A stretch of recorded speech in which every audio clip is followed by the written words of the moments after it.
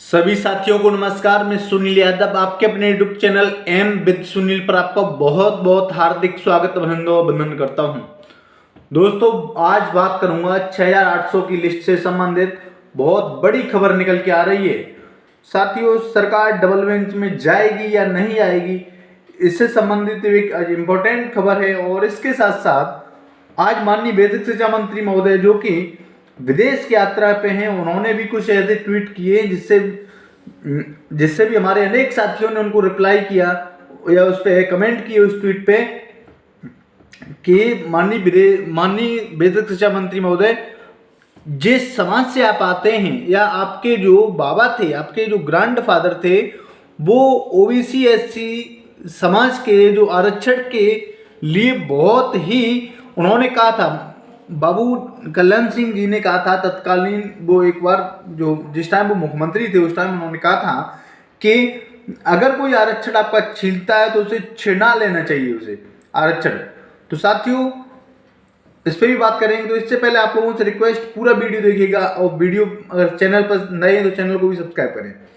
साथियों, सबसे पहले बात करता हूं कि 6800 की लिस्ट में पीड़ित अभ्यर्थी खून के आंसू बहा रहे हैं। साथियों, ये आपको सबको पता होगी कि जो भी भाई बहन 6800 की लिस्ट में सिलेक्टेड हैं, 5 जनवरी 2022 से आज 14 महीने से ज़्यादा का समय बीत चुका है और अभी भी हम लोग नियुक्ति नहीं पा सके। साथियों, 15 महीना लगभग होने को जा रहे हैं धीरे धीरे, और सरकार की ढुलमुल रवैया या बेसिक शिक्षा विभाग के जो वरिष्ठ अधिकारी, इनकी मंशा अभी भी स्पष्ट नहीं है। हालांकि मैं उन भाइयों से भी कहना चाहता हूं जो अभी भी कोर्ट के चक्कर में पड़े हुए हैं। आप लोगों ने देखा क्या सिंगल बेंच में कोई समझ सकता था इस ऑर्डर इस तरीके का आएगा? कोई नहीं सोच रहा था कि ऑर्डर इस तरीके से आएगा। जो लोग बिल्कुल लड़े ही नहीं, उनके लिए ऐसा ऑर्डर आया। उनकी नौकरी, जैसे जनरल वर्ग के जो लोग थे, उनकी नौकरी ऐसे सुरक्षित की गई जैसे कि मानो कितने बड़े वहाँ पे उनके वकील खड़े हों। तो साथियों, अब अगर हम लोग जागरूक नहीं हुए और अगर इकट्ठे नहीं हुए अभी भी संगठित, तो कोर्ट में कुछ नहीं हो सकता है। धीरे धीरे सिंगल बेंच में 14-15 महीने लगे, डबल बेंच में लगे कम से कम 1.5-2 साल, और सुप्रीम कोर्ट में और ज़्यादा टाइम लगेगा। आपको पता है, हम लोग वैसे ही मानसिक, शारीरिक, आर्थिक बहुत ज़्यादा कंडीशन खराब है, हद से ज़्यादा। ये लोग वही समझ सकते हैं जो 6800 की लिस्ट में सिलेक्टेड हैं और बेरोजगार हैं। मेरे तमाम साथी ऐसे भी हैं, मैं जिन्हें जानता हूं, जो 6800 की लिस्ट में सिलेक्टेड भी हैं और पहले से गवर्नमेंट जॉब कर रहे हैं। कुछ हमारे साथी ऑडिटर हैं, सीजीएल के माध्यम से बने, कुछ अन्य जगह पर हैं, कुछ पुलिस में भी हैं, कहीं कुछ हैं, कहीं।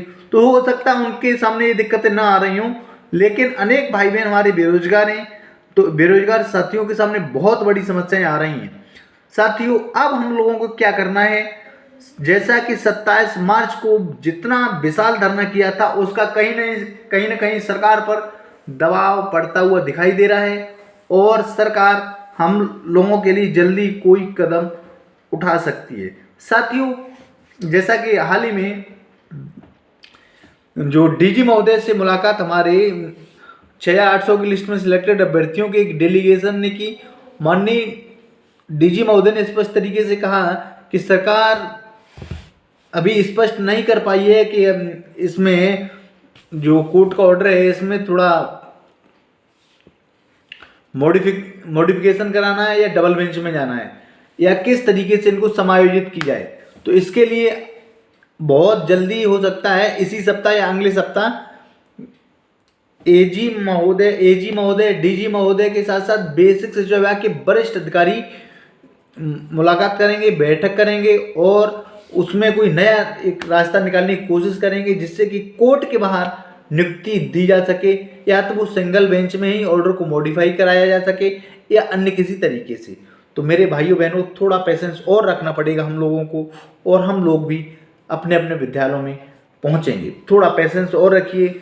हालांकि अब साथियों, मैं खुद समझता हूं, मैं अपने दिल की बात करता हूं कि शरीर में वो सामर्थ्य नहीं रही है, वो कैपेसिटी नहीं रही है अब कि और कुछ किया जा सकता है। लेकिन जब मैं अपने उन जुझारू भाइयों को देखता हूँ, विजय भाई को देखता हूँ, अमरेंद्र भाई को देखता हूँ, साथ ही साथ उन बहनों को देखता हूँ जो जो कोई बाराबंकी, कोई देवरिया, कोई महाराजगंज, कोई जौनपुर, इतने दूर दूर से लखनऊ में आते हैं और छोटे छोटे बच्चे लेके, तो फिर एक नई ऊर्जा आती है शरीर में कि नहीं, जब ये सारे लोग हैं हमारे साथ तो हम सब लोगों को भी धरना में आना चाहिए। और हम सब लोग पुनः 15 से 20 तारीख के आसपास, 15 और 20 अप्रैल के आसपास, अगर सरकार ने हम लोगों की मांगे नहीं मानी, सरकार ने सिंगल बेंच में ऑर्डर मॉडिफाई नहीं कराया या डबल बेंच में सरकार नहीं गई, तो एक बहुत बड़ा धरना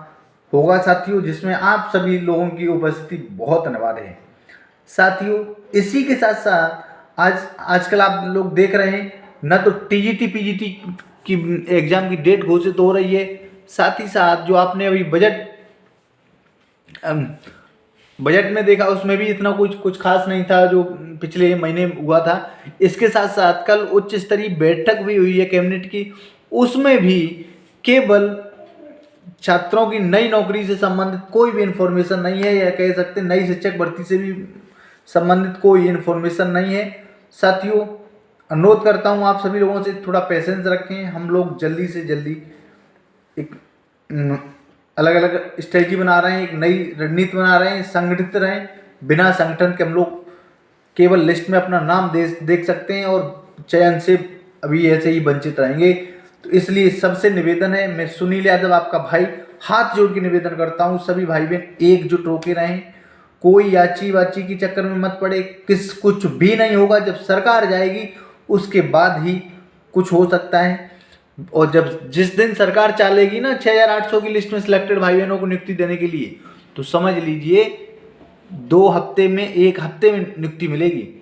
इसलिए अभी सरकार पे प्रेशर बनाया जाए लगातार और हम लोग को नियुक्ति के लिए मार्ग प्रशस्त किया जाए। इसके लिए आप सभी भाई बहनों की सहयोग, समर्थन और अन्य साथ की भी जरूरत है। मैं आपका भाई Sunil Yadav, thank you for watch this video.